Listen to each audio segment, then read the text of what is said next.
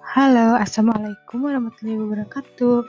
Sekarang kita akan mempelajari tentang struktur dan fungsi sistem reproduksi manusia. Disimak baik-baik ya. Nah, pertama kita harus mengetahui dulu apa fungsi sistem reproduksi pada pria dan wanita. Sistem reproduksi wanita memiliki dua fungsi, yaitu untuk memproduksi sel telur dan untuk melindungi dan memelihara janin hingga lahir. Sedangkan sistem reproduksi pria memiliki satu fungsi, yaitu untuk produksi dan penyimpanan sperma. Nah, di sini ada struktur dan fungsi reproduksi pria. Yang pertama ada testis. Testis adalah alat kelamin bagian dalam, fungsinya adalah untuk memproduksi sperma dan hormon testosteron. Lalu ada epididymis.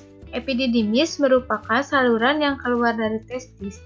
Fungsinya adalah sebagai tempat penyimpanan sperma sementara. Lalu ada kelenjar Cowper. Kelenjar Cowper menghasilkan lendir dan cairan bersifat basah. Fungsinya adalah untuk melindungi sperma dengan cara menetralkan urin dan memiliki pH asam yang tersisa dalam uretra. Selanjutnya ada kelenjar prostat. Kelenjar prostat terletak di bawah kandung kemih. Fungsinya adalah menghasilkan cairan yang bersifat asam.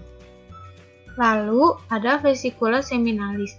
Vesikula seminalis merupakan kelenjar yang menghasilkan zat yang berisi basa atau alkali, fruktosa atau gula monosakarida, hormon prostaglandin, dan protein pembekuan.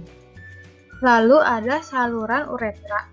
Saluran uretra adalah saluran yang terdapat dalam penis dan merupakan akhir dari saluran reproduksi. Fungsinya adalah sebagai saluran keluarnya sperma dan urin. Selanjutnya ada penis. Penis berfungsi sebagai saluran kencing atau urin sekaligus tempat keluarnya sperma. Selanjutnya ada vas deferens. Vas deferens fungsinya adalah untuk menghubungkan epididymis dan uretra. Yang terakhir ada kandung kemih. Kandung kemih adalah bagian dari sistem saluran kencing yang terdapat di dalam tubuh manusia. Fungsinya adalah untuk menyimpan urin hingga waktunya dikeluarkan oleh tubuh. Yang selanjutnya ada struktur dan fungsi reproduksi wanita. Yang pertama ada vagina. Vagina adalah saluran yang menghubungkan lingkungan luar dengan rahim sekaligus tempat mengalirnya darah, menstruasi, dan saluran keluarnya bayi. Lalu yang selanjutnya ada serviks. Serviks merupakan struktur rahim bagian bawah yang menyempit dan membuka ke arah vagina. Yang selanjutnya ada indung telur atau ovarium. Indung telur merupakan tempat kumpulan sel yang disebut folikel. Di dalam folikel, sel telur atau ovum dikembangkan. Folikel juga menghasilkan hormon perempuan, yaitu hormon estrogen dan progesteron. Yang selanjutnya ada tuba fallopi atau oviduk. Terdapat sepasang di tiap tubuh perempuan, yaitu di kanan dan di kiri. Oviduk memanjang ke arah samping dari uterus.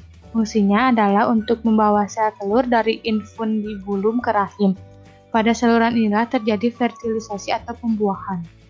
Yang terakhir ada rahim. Rahim berfungsi sebagai tempat berkembangnya janin setelah sel telur dibuahi oleh sel sperma. Dinding rahim atau endometrium berperan dalam pembentukan plasenta. Sekian materi yang dapat disampaikan. Mohon maaf bila ada kesalahan. Wassalamualaikum warahmatullahi wabarakatuh.